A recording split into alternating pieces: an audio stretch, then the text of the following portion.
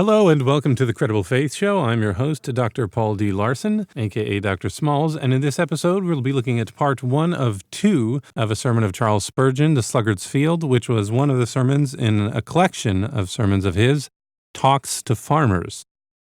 Talks to Farmers by Reverend Charles H. Spurgeon, New York, Funk and Wagnalls Publishers, 18 and 20 Astor Place, 1889. The Sluggard's Farm. Quote, I went by the field of the slothful, and by the vineyard of the man void of understanding, and lo, it was all grown over with thorns, and nettles had covered the face thereof, and the stone wall thereof was broken down. Then I saw, and considered it well. I looked upon it, and received instruction. End quote. Proverbs chapter 24, verses 30 through 32. No doubt Solomon was sometimes glad to lay aside the robes of state, escape from the forms of court, and go through the country unknown. On one occasion, when he was doing so, he looked over the broken wall of a little estate which belonged to a farmer of his country. This estate consisted of a piece of plowed land and a vineyard. One glance showed him that it was owned by a sluggard, who neglected it, for the weeds had grown right plentifully and covered all the face of the ground. From this Solomon gathered instruction. Men generally learn wisdom if they have wisdom. The artist's eye sees the beauty of the landscape because he has beauty in his mind. Quote, to him that hath shall be given, end quote, and he shall have abundance. For he shall reap a harvest even from the field that is covered with thorns and nettles. There is a great difference between one man and another in the use of the mind's eye. I've a book entitled, quote, The Harvest of a Quiet Eye, end quote, and a good book it is. The harvest of a quiet eye can be gathered from a sluggard's land as well as from a well-managed farm.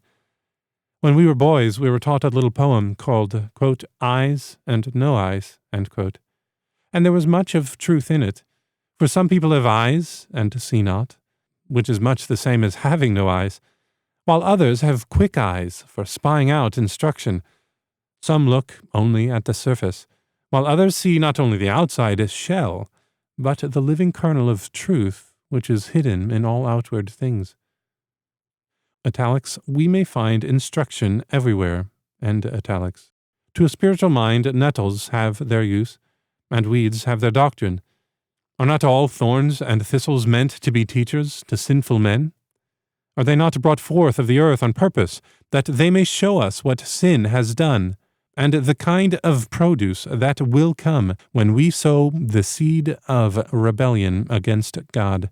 Quote, I went by the field of the slothful, and by the vineyard of the man void of understanding, end quote, says Solomon. Quote, I saw and considered it well. I looked upon it, and received instruction, end quote. Whatever you see, take care to consider it well, and you will not see it in vain.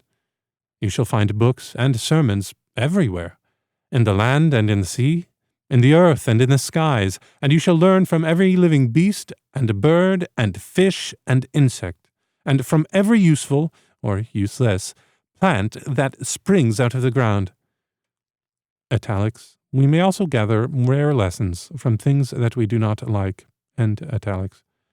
I am sure that Solomon did not in the least degree admire the thorns and the nettles that covered the face of the vineyard, but he nevertheless found instruction in them. Many are stung by nettles, but few are taught by them. Some men are hurt by briars, but here is one who was improved by them. Wisdom hath a way of gathering grapes of thorns and figs of nettles, and she distills good from herbs, which in themselves are noisome and evil. Do not fret, therefore, over thorns, but get good out of them. Do not begin stinging yourself with nettles. Grip them firmly, and then use them for your soul's health. Trials and troubles, worries and turmoils, little frets and little disappointments, may all help you, if you will. Like Solomon, see and consider them well. Look upon them and receive instruction. We live in a skeptical age. Critical scholars offer arguments and evidence against historical claims of Christianity.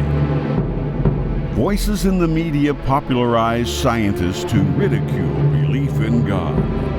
And university students and those in the visible church are intimidated and sometimes shaken or lost to those attacks.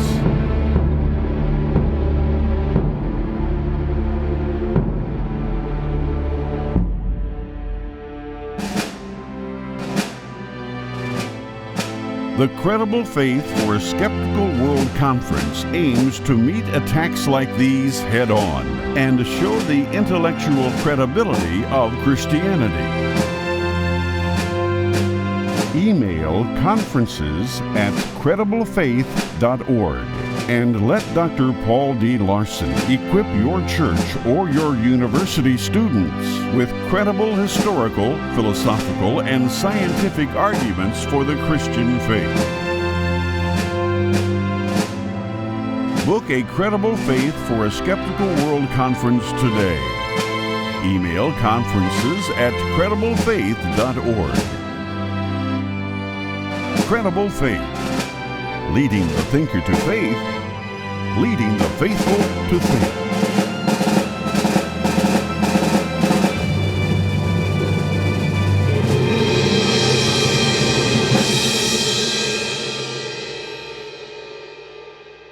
As for us, we will now first consider italics Solomon's description of a sluggard, end italics. He is, quote, a man void of understanding, end quote. Secondly, we shall notice, italics, his description of the sluggard's land, end italics. Quote, it was all grown over with thorns, and nettles had covered the face thereof, end quote. When we have attended to these two matters, we will close by, italics, endeavoring to gather the instruction which this piece of waste ground may yield us, end italics. First, think of Solomon's description of a slothful man. Solomon was a man whom none of us would contradict, for he knew as much as all of us put together. And besides that, he was under divine inspiration when he wrote this book of Proverbs. Solomon says, a sluggard is, quote, a man void of understanding, end quote. The slothful does not think so. He puts his hands in his pockets, and he would think from his important air that he had all the Bank of England at his disposal. You can see that he is a very wise man in his own esteem, for he gives himself airs which are meant to impress you with a sense of his superior abilities. How he has come by his wisdom, it would be hard to say. He has never taken the trouble to think, and yet I dare not say that he jumps at his conclusions, because he never does such a thing as jump. He lies down and rolls into a conclusion. Yet he knows everything, and has settled all points. Meditation is too hard work for him, and learning he never could endure. But to be clever by nature is his delight.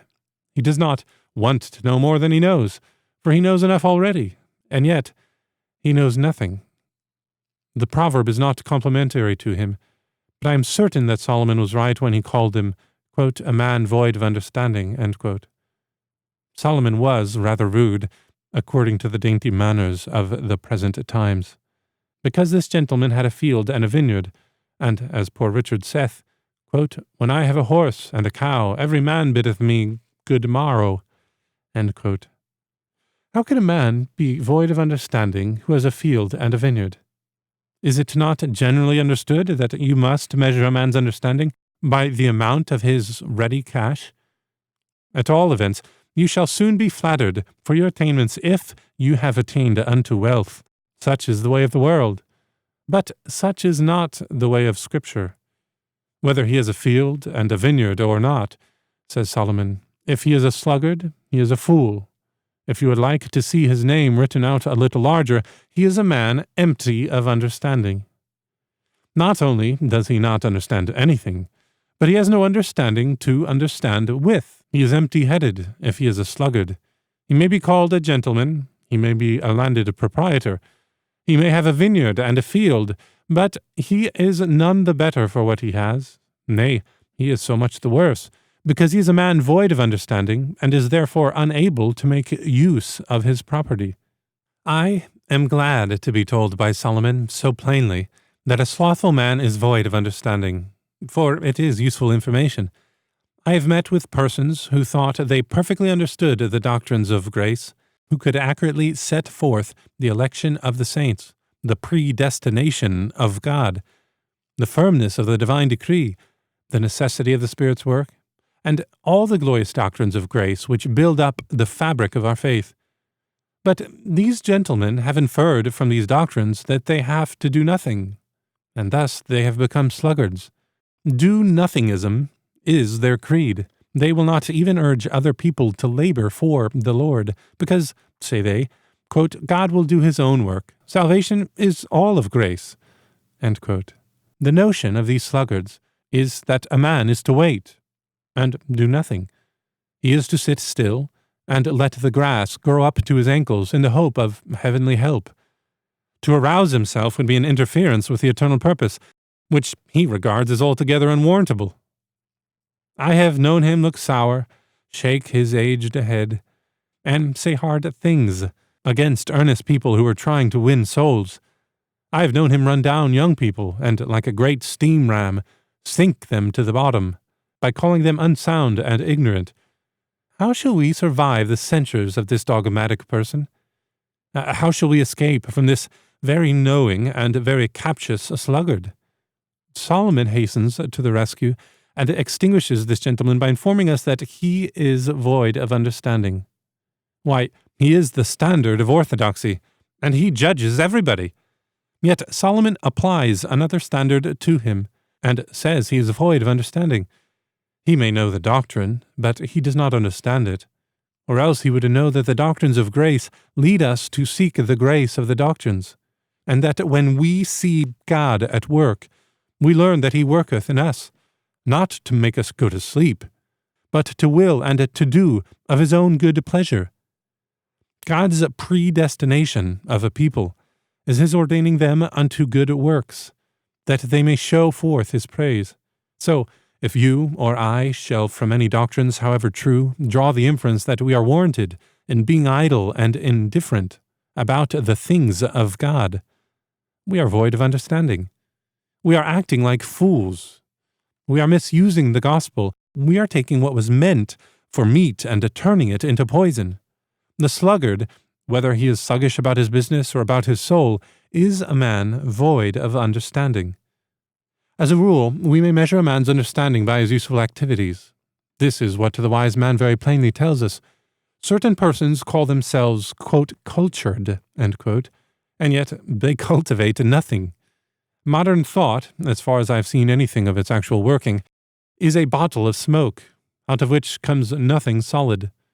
Yet we know men who can distinguish and divide, debate and discuss, refine and refute, and all the while the hemlock is growing in the furrow, and the plough is rusting.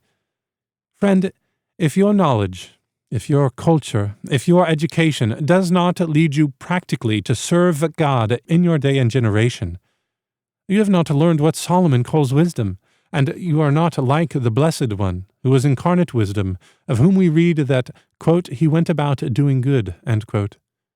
A lazy man is not like our Savior, who said, quote, my Father worketh hitherto, and I work, end quote. True wisdom is practical. A boastful culture vapors and theorizes. Wisdom plows its field. Wisdom hoes its vineyard. Wisdom looks to its crops. Wisdom tries to make the best of everything. And he who does not do so, whatever may be his knowledge of this, of that, or of the other, is a man void of understanding. Why? Why is he void of understanding? Is it not because, italics, he has opportunities which he does not use, end italics? His day has come, his day is going, and he lets the hours glide by to no purpose. Let me not press too hardily upon anyone, but let me ask you all to press as hardly as you can upon yourselves, while you inquire each one of himself. Am I employing the minutes as they fly? This man had a vineyard, but he did not cultivate it. He had a field, but he did not till it. Do you, brethren, use all your opportunities? I know we each one have some power to serve God. Do we use it? If we are his children, he has not put one of us where we are of necessity useless. Somewhere we may shine by the light which he has given us, though that light be only a farthing candle. Are we thus shining? Do we sow beside all waters? Do we in the morning sow our seed, and in the evening still stretch out our hand? For if not, we are rebuked by the sweeping censure of Solomon, who saith that the slothful is a, quote, man void of understanding, end quote. Having opportunities, he did not use them. And next, italics, being bound to the performance of certain duties, he did not fulfill them, end italics. When God appointed that every Israelite should have a piece of land, under that admirable system which made every Israelite a landowner, he meant that each man should possess his plot, not to let it lie waste, but to cultivate it. When God put Adam in the Garden of Eden, it was not that he should walk through the glades and watch the spontaneous luxuriance of the unfallen earth, but that he might dress it and keep it. And he had the same end in view when he allotted each Jew his piece of land. He meant that the holy soil should reach the utmost point of fertility through the labor of those who owned it. Thus the possession of a field and a vineyard involved responsibilities upon the sluggard which he never fulfilled, and therefore he was void of understanding. What is your position, dear friend? A father? A master? A servant? A minister? A teacher? Well, you have your farms and your vineyards in those particular spheres, but if you do not use those positions aright, you will be void of understanding, because you neglect the end of your existence. You miss the high calling which your Maker has set before you. The slothful farmer was unwise in these two respects, and in another also, italics, for he had capacities which he did not employ, end italics. He could have tilled the field and cultivated the vineyard if he had chosen to do so. He was not a sickly man who was forced to keep his bed, but he was a lazybones who was there of choice.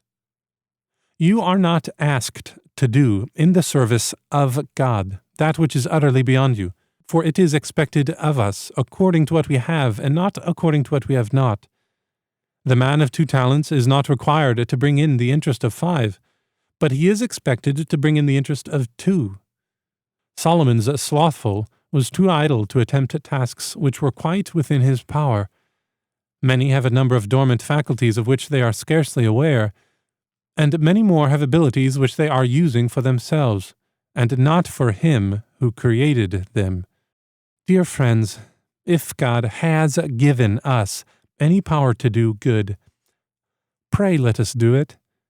For this is a wicked, weary world. We should not even cover a glowworm's light in such a darkness as this. We should not keep back a syllable of divine truth in a world that is so full of falsehood and error. However feeble our voices, let us lift them up for the cause of truth and righteousness.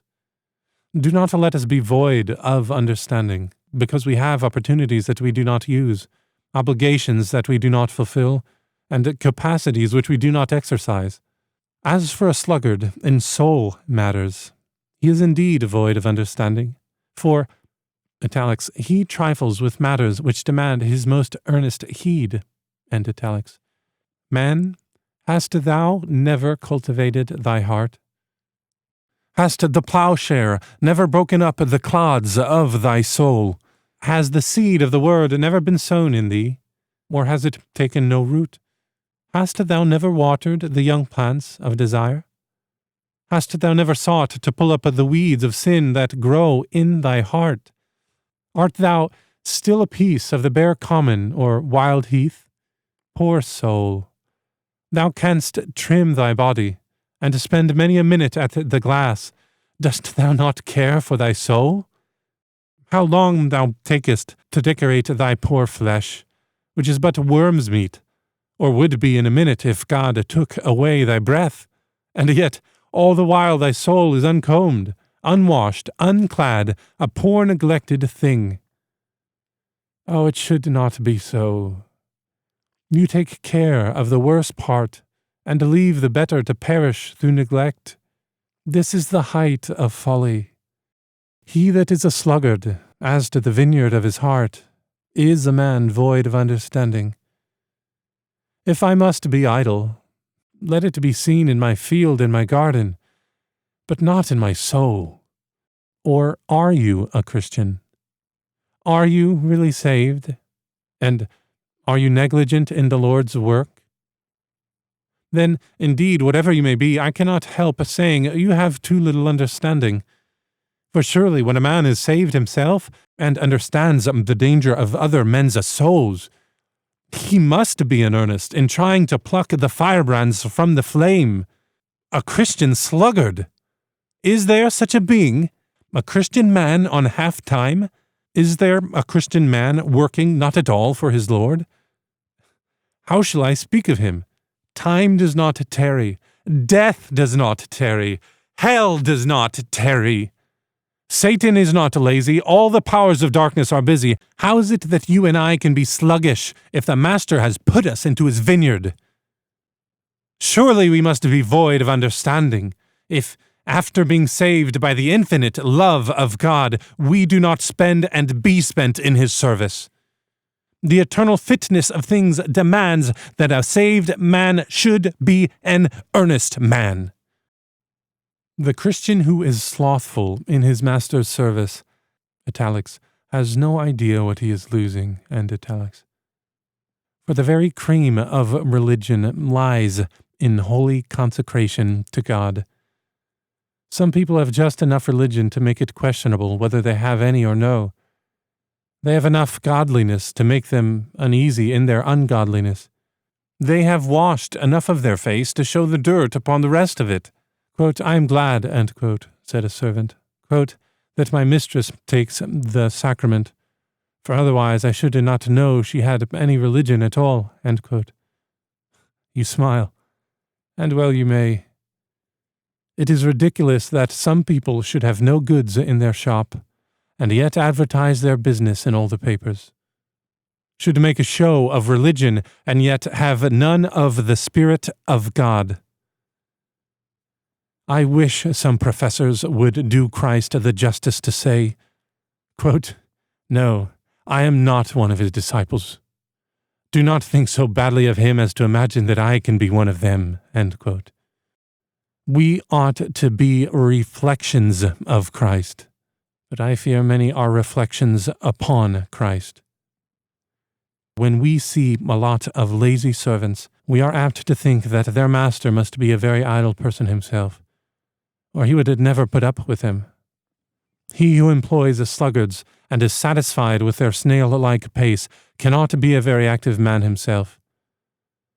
Oh, let not the world think that Christ is indifferent to human woe, that Christ has lost his zeal, that Christ has lost his energy, yet I fear they will say it or think it if they see those who profess to be laborers in the vineyard of Christ nothing better than mere sluggards. The slothful, then, is a man void of understanding. He loses the honor and the pleasure which he would find in serving his master. He is a dishonor to the cause which he professes to venerate, and he is storing up thorns for his dying pillow. Let that stand as settled. The slothful, whether he be a minister, deacon, or private Christian, is a man void of understanding.